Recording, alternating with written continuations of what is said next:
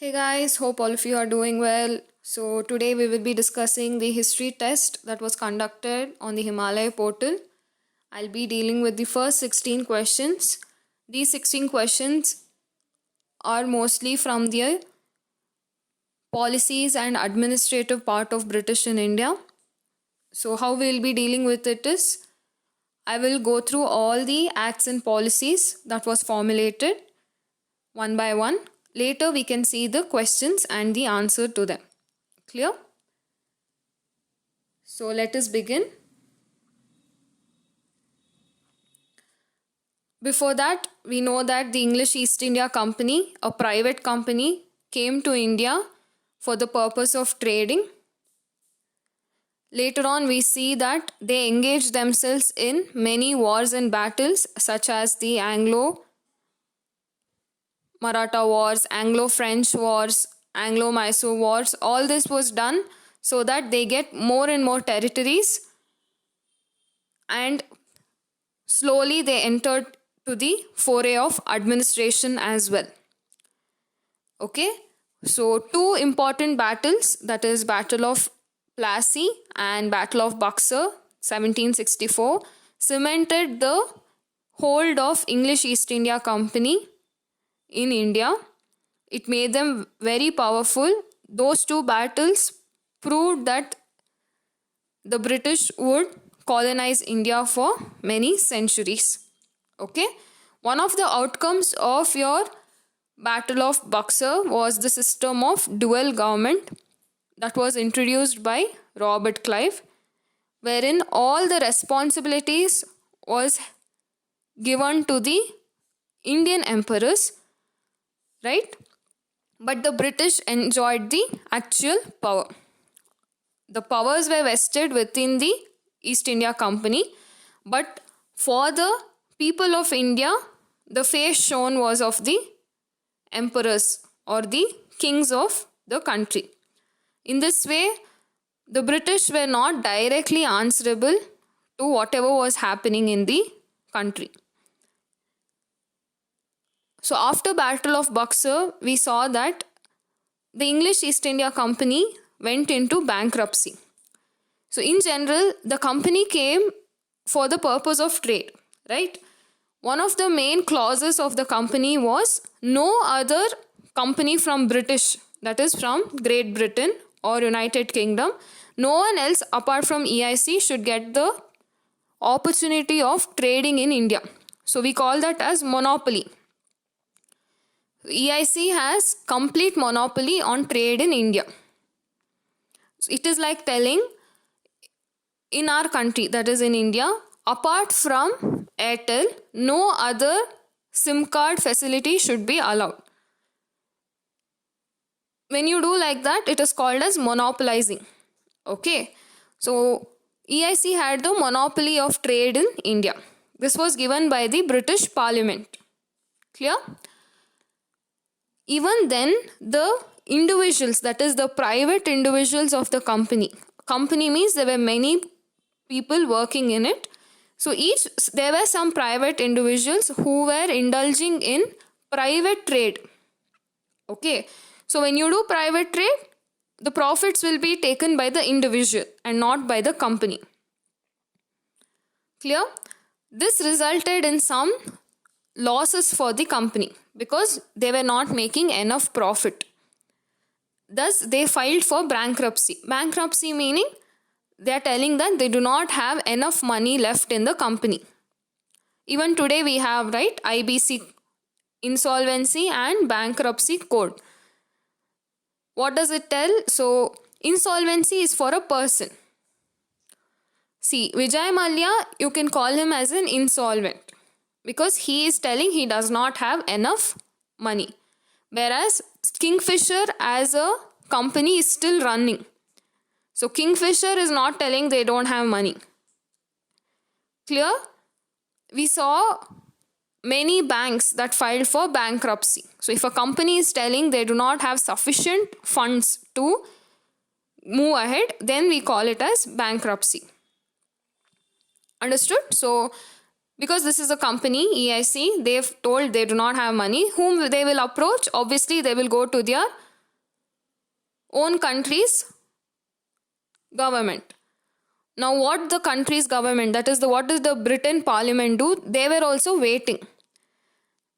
They realized that if they do not control EIC, then EIC can become more powerful than the government itself, because back then EIC was making lot of money through trade. So now even the British Parliament wanted to exercise some control over EIC, and this was a very good opportunity when EIC itself went and asked them for some money. So what did the government do? The British Parliament told, okay, I will help you to come out of bankruptcy, but in turn we will be formulating some policies and acts which will tell how you should run the empire. That is, how you should run the British Empire in Indian subcontinent. So EIC agreed. Clear? These acts and policies are only what we are going to be seeing. Okay, that was a bit of background. Now let us see one by one. First, we have the Regulating Act of 1773. When the British EIC, okay, when the English East India Company was there, that is when they entered India, they first took foothold in your Bengal area, that is present day West Bengal, Bangladesh, Orissa. All these regions were the first regions to be captured and controlled by the British. That's where your Battle of Plassey, Buxar took place, right? So to take care of that region, they had kept a person called as Governor General of Bengal. They had kept a person called as Governor of Bengal. Governor of Bengal was kept by English East India Company. Now what is happening in my Regulating Act is, this Governor of Bengal was renamed as Governor General of Bengal. Okay. So when EIC were there, 3 major presidencies we had. That is my Bengal Presidency, Madras Presidency and Bombay Presidencies. Each presidencies had their own governor to look after them. So Governor of Bengal, Governor of Madras, Governor of Bombay. Now what did the Regulating Act do? It just took the Governor of Bengal and renamed the Governor of Bengal as Governor General of Bengal. First thing was that. Clear? So the first Governor General of Bengal was Warren Hastings. Remember, it was Warren Hastings. To support Governor General of Bengal, they created an executive council of 4 members. So you have one Governor General. With him, you have 4 more members to help him. What are they trying to do? They are trying to put up an authority that is higher than everyone else. Until now, all the governors were equal. Now, when you tell Governor General of Bengal, it means he becomes above the governors of Bombay and Madras. That is your 4th point. Governors of Bombay and Madras became subordinate to the Governor General of Bengal. If you want to take a quick overview what the Parliament is doing, the main objective was to have centralization of powers in the country. Okay, we know what is centralization, decentralization. Centralization means one top authority or few members in the top authority are having major of the powers to take the important decisions. Okay, so we see until your 1857 revolt how the British are becoming more and more centralized through various acts and policies. They even established a Supreme Court at Calcutta with 1 Chief Justice and other 3 judges. So initially Supreme Court was established in Calcutta. Remember that with your Regulating Act. It prohibited the servants of the company from engaging in any private trade or accepting presents or bribes from the natives. We already spoke about how private trade was occurring. So that was prohibited by this act. And even the dual system of administration was abolished. Clear? Next, we have the Pitt's India Act of 1784. So, what happened in between? Again, 10 years gap was there almost. Between these 10 years, again the company went bankrupt. Clear? Again, the EIC went bankrupt. So, they went back again to the British Parliament. They again saw it an opportunity to control the EIC even further by formulating the Pitt's India Act of 1784. It was done for the better management of the affairs of East India Company. It distinguished between commercial and political functions of the company. See, that's an important point. So they are trying to differentiate that commercial, that means trading. Trading is different, and political functions, that is administration, is different. Slowly we are seeing that they are dividing the two. Court of Directors for commercial function and Board of Control for political affairs. So they gave us two bodies, that is Court of Directors, who was in charge of the commercial functions, or you can also tell it as trading, and Board of Control for getting involved in the political affairs. Next, they reduced the strength of Governor General's Council to 3 members. So initially we had Governor General of Bengal with 4 members to support him. Now they reduced it to 3.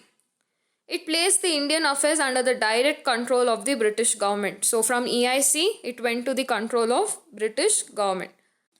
Next, we see that the company's territories in India were called the British possession in India. Very important. They are not calling it as the English East India Company possessions in India, whereas we are calling it as the British possession in India. Okay. Next, we have Charter Act of 1813. So it defined the Crown's sovereignty over British India. Crown meaning again the British Empire, that is the United Kingdom's control over Indian possessions, not the English East India Company. Sovereignty, when you tell, there is no one above you. Okay, India is a sovereign country, right? We see this word in the preamble. So they are telling crown. Crown meaning the British crown, that is the Queen. So it defined the Crown's sovereignty over British India. The company's monopoly over Indian trade got terminated. Trade with India was open to all other British subjects. So EIC lost its monopoly. Now anyone apart from EIC from Britain could also trade with India. It empowered the local governments to impose taxes. Financial provision was made to encourage a revival in Indian literature and for the promotion of science. So they are giving importance to education in this act. It allowed missionaries for spreading the Christianity in India. Then we have the Charter Act of 1833. Governor General of Bengal became the Governor General of India. So in the regulating act, we saw how Governor of Bengal became the Governor General of Bengal. Now we are seeing more centralization, wherein from Governor General of Bengal, we see a office called as Governor General of India. So we are seeing an authority or a person who is going to be in the topmost position of power. So the first Governor General of India was Lord William Bentinck. This was the final step towards centralization in British India. Beginning of a central legislature for India, as the act also took away legislative powers of Bombay and Madras provinces. So what we are trying to tell? Now we have a central legislature being formed. Initially we had different legislatures for Bengal, different for Bombay, different for Madras. Now provincial legislatures powers were took away and a central legislature for India was created. It ended the activities of East India Company as a commercial body and became purely an administrative body. So now EICs is not a commercial body, that is, it's not just for the purpose of trade, whereas it has become a company that is going to be in charge of administration of British Empire in India. Next we have the Charter Act of 1853. The legislative and executive functions of Governor General's Council was separated. So we saw, right, the Governor General was always having few members in his executive council. They separated the functions of these members. So for legislative purpose you have different people, and for executive purpose you have different members. 6 members in the Central Legislative Council. So for the purpose of legislation you have 6 members. It also introduced a system of open competition as the basis of recruitment for civil servants in the company. That means the examination, that is the civil service examination, was open for all, even Indians as well as your Europeans. Next we have the Government of India Act of 1858. Very important because this was enacted right after the Sepoy Mutiny or First War of Indian Independence. So we will see what changed after our first war. The rule of company was replaced by rule of crown in India. Like I said, the British government was waiting to replace the East India Company. They saw this as a good opportunity because a war broke out under the East India Company. Therefore, they told that from now on, we will look after the affairs of India. Okay. The powers of British Crown were to be exercised by the Secretary of State for India. He was assisted by the Council of India having 15 members. So a new office called Secretary of State was created, who had 15 members to assist him. He was vested with complete authority and control over Indian administration through the Viceroy as his agent. So imagine this, at the top you have crown, that is the king or queen. Below the king or queen we have someone called as Secretary of State, who is going to look after entire affairs of the British in India. Below the Secretary of State we have Viceroy. So whatever we were calling Governor General of India, that office was renamed as Viceroy. Viceroy was reporting to Secretary of State. Governor General was made Viceroy of India. Lord Canning was the first Viceroy. So abolishment of Board of Control and Court of Directors. These two bodies were created in your Pitt's India Act, right? So this was abolished in your Government of India Act of 1858. Next we have the Indian Council Act of 1861. It introduced for the first time Indian representation in the institutions like Viceroy's Executive and Legislative Council, and 3 Indians entered the Legislative Council. So we know by then nationalist tendencies had been starting in the country, right? We saw the emergence of Congress. We saw how moderates kept on pestering the government for giving way or giving entry to Indians in the parliament. Yes or no? So that was the outcome. Through Indian Council Acts, 3 Indians entered into the Legislative Council. Legislative councils were established both at center and provinces. It provided that the Viceroy's Executive Council should have some Indians as non-official members while transacting legislative business. So in Viceroy's Executive Council also Indians were present, but they had no powers. They were just non-official members. And even in Legislative Council, Indians were present. That is 3 Indians got way. It initiated the process of decentralization by restoring the legislative powers to Bombay and Madras provinces. So remember, Bombay and Madras province had lost their legislative powers. In the 1861 Act, they got it back through the process of decentralization. So why they are doing all this?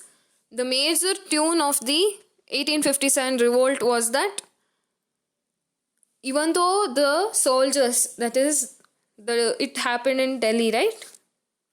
All of them went to Delhi and they reinstated Bahadur Shah II as the Emperor of India. All that happened, but in the hearts of the people, the tendency of nationalism was still not strong. Clear? We all know the reason of Sepoy Mutiny. The actual reason was that it went against the religious tendencies of few groups. Okay. British were now scared where the Indians will realize that, okay, we are being ruled by another country's people. When you start asking such questions, it will be troublesome for the British. In order to make that feeling go away, they started including Indians in few bodies. At the same time, they also made sure that Indians got a view that they are not being held against their will. Okay, whatever British is doing is for the good of the country. They wanted to prove that after your 1857 revolt. That's why they initiated the process of decentralization also. So that when there is an authority to look after a small area of land or a small area of the country, it will become easier for that authority to know what the people are thinking or feeling. If you have a centralization, that is, if you have one topmost authority, it will be impossible for that one person to know what is happening in the entire country. That's why even today we do not, even though we have Prime Minister, we still have Chief Minister, we do have Panchayat also. That is itself called as decentralization. Next we have Indian Council Act of 1909. It's also called as Morley-Minto reforms or Minto-Morley reforms. Indirect election to Legislative Council from an electoral college was introduced. Indirect election meaning, so you have a body of people, that body will be electing for the office. We have indirect elections today in Rajya Sabha, right? We do not go and vote for the members of Rajya Sabha. Yes or no? Whereas we vote for Lok Sabha members. Lok Sabha MPs we vote. They in turn go and vote for your Rajya Sabha members. That is why it's called as indirect election. First attempt at introducing a representative and popular element. It changed the name of the Central Legislative Council to Imperial Legislative Council. The member of the Central Legislative Council was increased to 60 from 16. So from 16 members, now it became 60. It introduced a system of communal representation for Muslims by accepting the concept of separate electorate. See, like I said, one side they wanted to show that they are not against the will of Indians. They were trying to help the country. But the actual intention of British was not to let go of the country, not to give power to the Indians. How did they achieve? One side they are doing a positive thing. On the other side, they were dividing the country by giving a communal electorate. Right? So by then what has occurred? Swadeshi movement was taken place. We saw that in Swadeshi movement, one of the major things that occurred was they divided Bengal into West Bengal and East Bengal. They told it was the purpose of administration, but it was done on the lines of religion. East Bengal had majority Muslims, West Bengal had majority Hindus. This was seen as an attempt to divide Indians on the lines of religion. So British always had this carrot and stick policy. One side they do good, that is a carrot. One side they are hitting you with a stick. Okay. Remember, communal electorate or separate electorate was first given to the Muslims in 1909 Act. Indian for the first time in Viceroy's Executive Council, it was Satyendra Prasad Sinha as a law member. So we know till now only in Legislative Council 3 Indians had entered. But now in this act, 1 Indian was given a chance to enter in the Viceroy's Executive Council. That was your Satyendra Prasad Sinha. Next we have the Government of India Act of 1919. It's also called as Monte-Chelmsford Reform. The central subject were demarcated and separated from those of provincial subject. The act separated for the first time provincial and central budgets, with provincial legislature being authorized to make their own budget. Scheme of dual governance called diarchy was introduced in provinces. Okay, in provinces they came up with diarchy. Diarchy is nothing but you're dividing all the subjects. Subjects meaning what are all will come under the government. Maybe law and order, police, health. Today we have 3 subjects, right? Central list, state list and concurrent list. Okay. So this concept evolved from 1919 Act, whatever we have today. That time they called it as diarchy, wherein provincial subjects were divided into 2 parts, transferred and reserved. For the reserved subjects, governor was not responsible to the legislative council. That means the governor of the presidency could take his own decisions on the reserved subjects, whereas the transferred subjects would be discussed in the legislature of the provinces. Clear? So diarchy was introduced at provincial level initially. Today we do not have diarchy in the states. Okay. The act introduced for the first time bicameralism and direct elections at the center. So direct elections, that means an attempt is made for introducing the opinion of the masses directly. Okay. Bicameralism, when you tell 2 houses, upper house, lower house. Today we have bicameralism at center in the name of Lok Sabha, Rajya Sabha. We do have bicameralism at few states like Karnataka, Maharashtra, right? So bicameralism is nothing but you have 2 houses. This was introduced in Government of India Act 1919. Central legislators could ask questions and supplementary question and also vote on part of the budget. So in your 1909 Act, that is Minto-Morley reforms, all the people in the legislature could talk about the budget, but they could not vote on the budget. Okay, they could talk on the budget. They could even ask some questions and supplementary questions in general in the parliament. But in 1919 Act only, voting on budget started. That too, not on the entire budget. Only 75% of the budget was votable. It also required that the 3 of the 6 members of Executive Council were to be Indian. So previously we saw 1 Indian. Now this act is mandating that 3 out of 6 should be Indians. Next we have the very important Government of India Act of 1935. It provided for the establishment of an All India Federation consisting of provinces, princely states as units, though the envisaged federation never came into being. So they gave that an All India Federation should be established, but it was not established. Always remember, just because something is there in an act doesn't mean everything took place.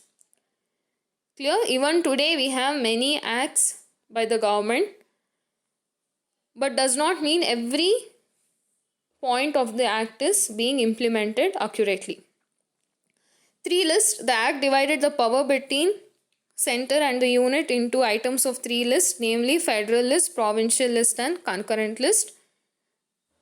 The federal list consisted of 59 items, provincial 54, concurrent 36 items. Residuary powers were vested with the Governor General, that is actually the Viceroy.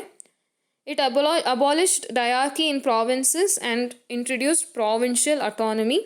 Important. Instead of diarchy, now you have provincial autonomy, but diarchy was introduced in the center. It also introduced bicameralism in 6 out of 11 provinces such as Assam, Bengal, Bombay, Bihar, Madras and United Province. Provided for the establishment of federal court, that today we call it as Supreme Court of India, which is in Delhi. It abolished the Council of India.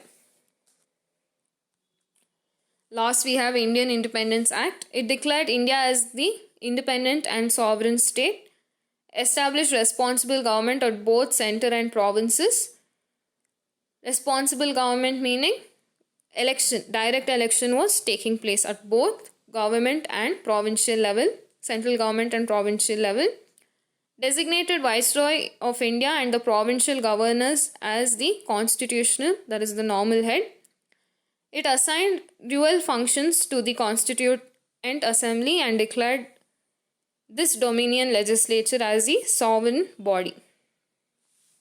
Clear? So quickly we will see the questions. Now you have a good idea of all the acts. Now it's going to be easy for us to answer the questions. Okay. Which of the following exercised the most profound influence in framing Indian Constitution? It is the Government of India Act 1935.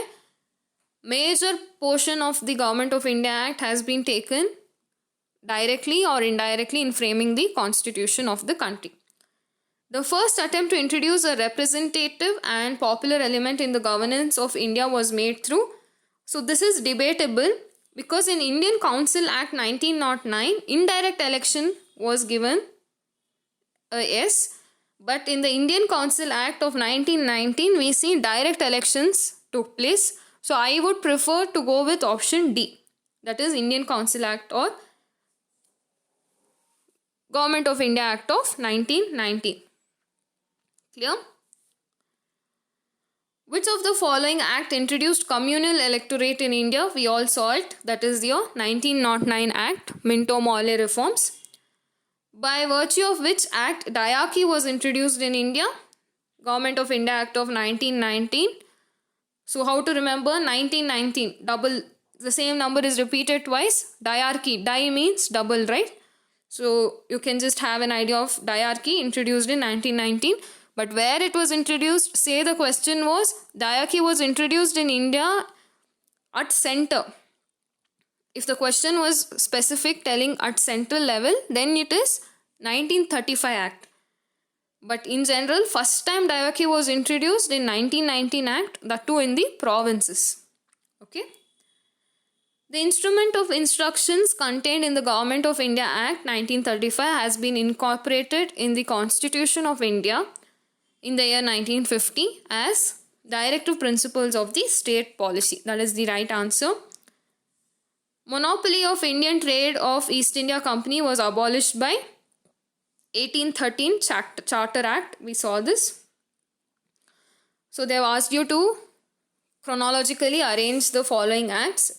Regulating Act, we know it is 1773. Then we have Pitt's India Act of 1784. So 1, 2.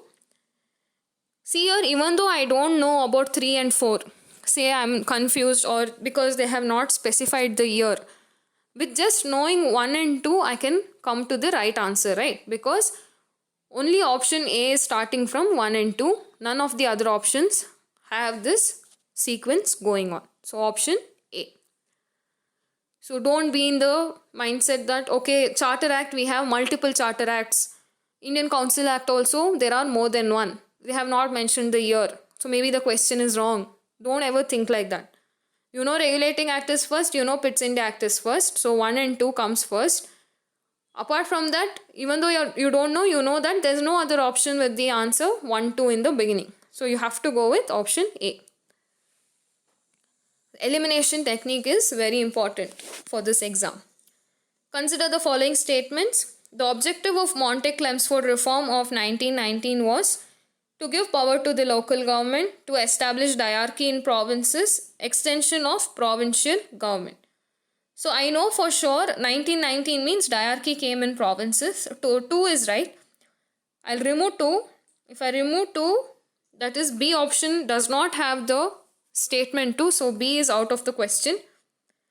Now to give power to the local government, we all know that local government was never mentioned in any of these acts, that is giving power to the local government. So I can easily remove the option 1. If I remove option 1, I'll be left out with only C, because A, B, D all have option 1 in them. So C, 2 and 3 will be my right answer. Next, consider the following with reference to provisions of Government of India Act 1935. Establishment of an All India Federation. Yes, we saw. That was the first point. So one is there in three options, A, B and D. So C I can easily remove. Provincial autonomy with the government responsible to an elected legislature. Yes, provincial autonomy was given. Diarchy was abolished. Instead of diarchy, they gave provincial autonomy. So 2 is right. If I have 2, then so 1 is right, 2 is right. Only option A, B have 1 and 2 in them. C and D will go out of picture.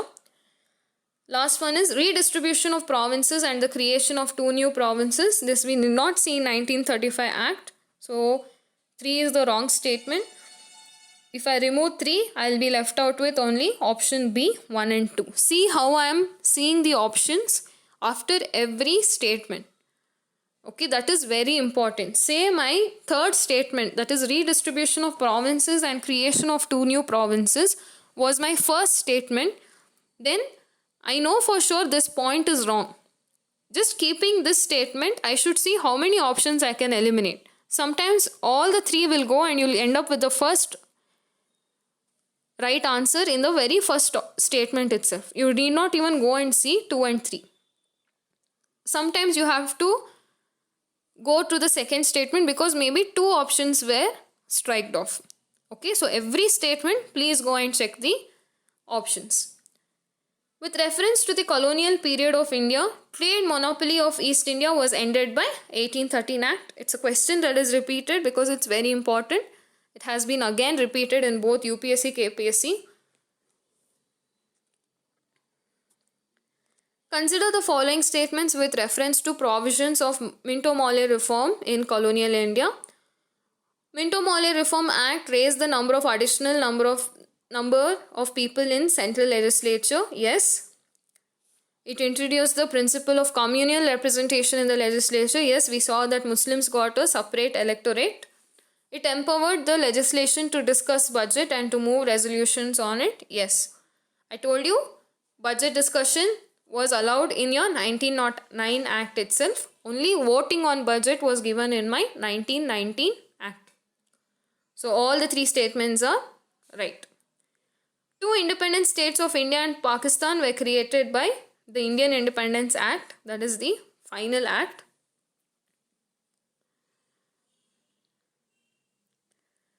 Consider the following statements. Regulating Act of 1773 was passed by British Parliament in order to establish parliamentary control over the administration of East India Company territory in India. Yes, we know that was the sole purpose, that the British government wanted to have some power over the EIC. So 1 is right. Make Governor of Bengal as Governor General of Bengal. Yes, we saw Warren Hastings as the first Governor General of Bengal. 2 is right. End of dual system of administration in India. So all the 3 statements are right. The first definite step to provide parliamentary control over East India Company was taken by Regulating Act of 1773. A is the right option. Monte-Chelmsford Report formed the basis of. So we know 1919 Act is the one that is called as the Monte-Chelmsford Reform, or even the Government of India Act 1919. Monte's statement is different. So Monte gave a statement in 1917 that is different. Monte-Chelmsford report or reforms are different. Monte's statement is something that was given after your Home Rule movement. So go just check in history. After Home Rule movement of Annie Besant and Tilak, we have something called as Monte's statement, where he is telling, yes, we will look into the provision of giving self-government to India, that is Swaraj. They are not telling we will give Swaraj, he is telling we will consider it. That is the Monte statement of 1970. Here they are asking the Monte-Chelmsford report, that is the GOI, that is Government of India Act of 1990.